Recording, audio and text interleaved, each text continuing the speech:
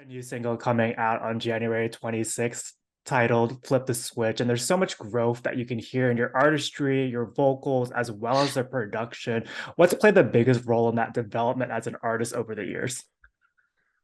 That's a good question. I think over the years, just you learn so much about yourself through the recording process, and I feel like in these last maybe 2 years, I've kind of just really been able to fine tune like my voice and just my writing process and kind of my whole creative process. So it's been a drastic change because before I was kind of just I'd be given a song and I'd go in and record it. I wasn't really a part of my own creative process, which Mm. was weird because it kind of felt like I wasn't really connected to what I was singing about because it's not coming from me, which I think is hard. So it's been amazing these last 2 years just going in and simply writing things that connect with me and that resonate with me, and that's true to who I am. So luckily I found just an amazing group of people, and it's really just helped me so much with the growth, and yeah, I'm in a really good place right now. So it's been a journey. Perfect segue with this next question, but Flip the Switch feels so authentic to you, where it's upbeat, it's poppy, there's a positive message to it. What initially inspired this song? What do you hope listeners take away after they hear it? I think it's just the song's just about being confident and comfortable in your own skin.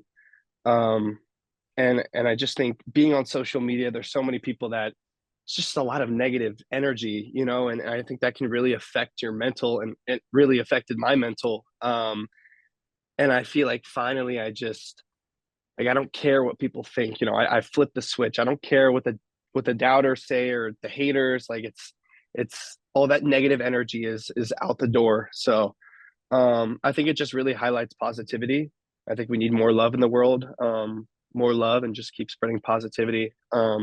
So I think yeah, it just really highlights that, and yeah, I flipped the switch. This is a song that you can listen to over and over again. It has that universal appeal with the R&B and the pop Yeah, elements. Can you talk a little bit about the team that helped bring this to life and finding that magic in the studio?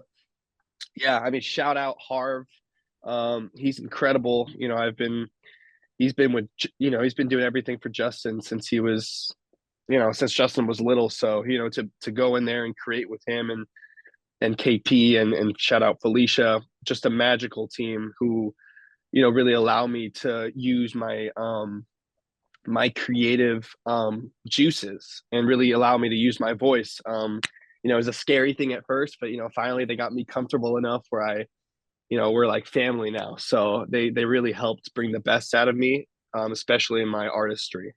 Uh, so it's such an amazing team. Shout out to them. I love them so much. Right. 2023 was a strange year with the writer's strike and the actor's strike. How much did you lean on music to stay creatively fulfilled? And with the film and television industries ramping back up, how have you been able to balance all of your different endeavors and manage your time? I think before it was just a really weird place, but luckily I just I love music, and of course want to pursue that as well. That's kind of my one it's the main focus right now. So I really use that time to just get a bunch of songs in the vault and just make a lot of songs um that I could release, because I really started from scratch all over again. I mean, the last time I released music was 16, so I really took that chunk of time to just zone in on everything. And then I can't believe we're like 2 weeks out or a week and a half out from release. So but I'd say now it's definitely trickier to manage because projects are flowing now. I've got Yeah. music coming out. Luckily I have an amazing team that helps me balance it. So um for all the people saying that you can't do both, I can do both. So Yeah. it's not really that much of a challenge. I got it. Definitely, I you're a got it. testament to that. Yes. What is that songwriting process like for you when you're working on a new song? Or what do you hope to say as an artist with this next batch of work?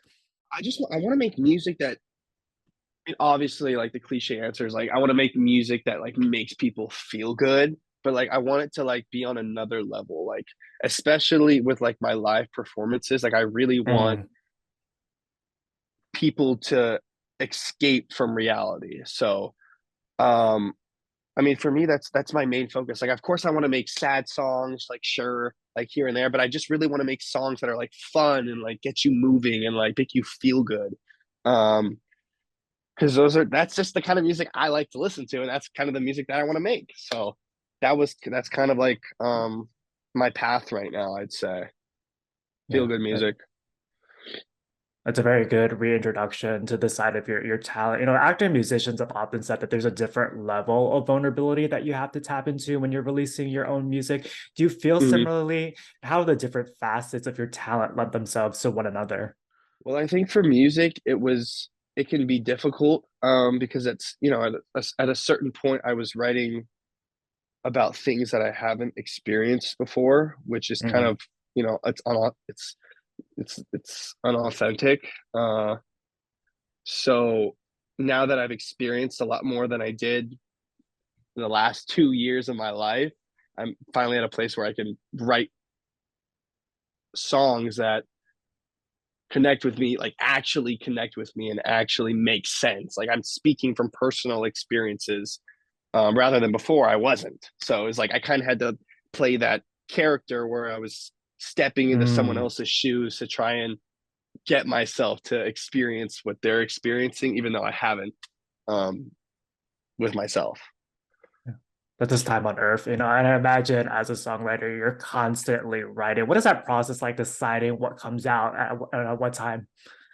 Yeah, it's so funny because I mean, you can make a song like it could be like 3 in the morning and you just put together this song and it's like, okay, that was sick. And then like, you're always in the studio, so it's like you're always creating. And then I just feel like at a certain point, you could like 3 years later, then you could release that song. Like Yeah, it's kind of just all over the place. So it's really funny how that works. Like I could be like, I don't know, it's just weird. It's hard to explain. It's like, yeah, 3 years later, I could release that song. Or if I like a song I did like 4 years ago, like, it's just weird. Like timing's really weird. It's like all about what makes sense, I feel like.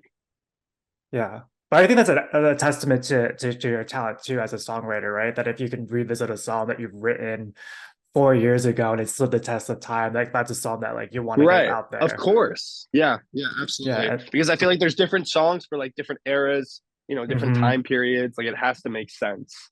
Flip the Switch is a song that you could listen to over and over again. You could hear it playing at a club or maybe see you Yes. performing it in a venue. Have there been any early conversations about potentially hitting the road in 2024 and touring? And if so, is there a venue that's on your bucket list to perform at? Ooh, I mean, obviously I want to get out on the road 2024. Gosh, I just want to go on tour so bad. But I mean, in terms of like a specific venue, no, I mean, I could tell you my dream venues like the O2, Mm, Wembley, Madison Square Garden, of course, but I'm happy to perform anywhere right now. I'm just starting to ramp up things again. Um Finally put out music consistently.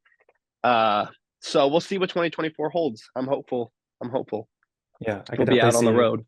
Yeah, I could see you doing stadium shows. And speaking of releasing more music, are we working towards maybe a larger body of work towards the end of the year, maybe an EP, potentially an album? Absolutely. Yeah, I think the plan is to get a couple singles out there and then release an EP and then an album. So yeah, I mean, I plan to be releasing music every month if I can, Mm, 1 to 2 months. yeah. So a lot of music coming, a That's lot. that, that's very exciting because it's been a couple of years Hmm. since your last release, and like you're saying, this is a new chapter that you're bringing a lot of more authenticity to in your craft. And, on the acting front, is there anything that's upcoming that you can chat about at this time? Yeah, I've got a project that's in post production right now, with Ashley Judd. Um, so can't really say much about that, but that's coming soon. And yeah, some projects are in the works as well, which I can't talk about yet. But yeah, there's some stuff coming. It's gonna be a big year. I'm excited. Yeah. Yeah. And we just like to end all of our interviews with musical artists with a speed round. Is there a band or artist that fans would be surprised to learn is on your playlist? Ooh, that's a good one. This is a really good one. I mean, I still have like One Direction. the good old days on my playlist because their songs were just so good and they're just so Yeah. nostalgic. So yeah, nostalgic is on my playlist. Let's get throwback. What about the first album you ever bought or streamed? Oh my gosh. If I'm being honest, it was probably like early Taylor Swift or Justin Bieber. Yeah. Yeah. God, those were the good old days. Like, oh my God, like go like buying it on iTunes or like, Hmm. oh my God, or when they all like when people would have to go to the freaking go actually buy it, like the physical CD. God, those were the good old days.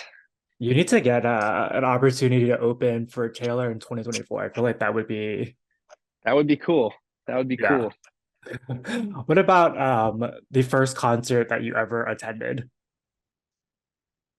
Um, I think it was Backstreet Boys.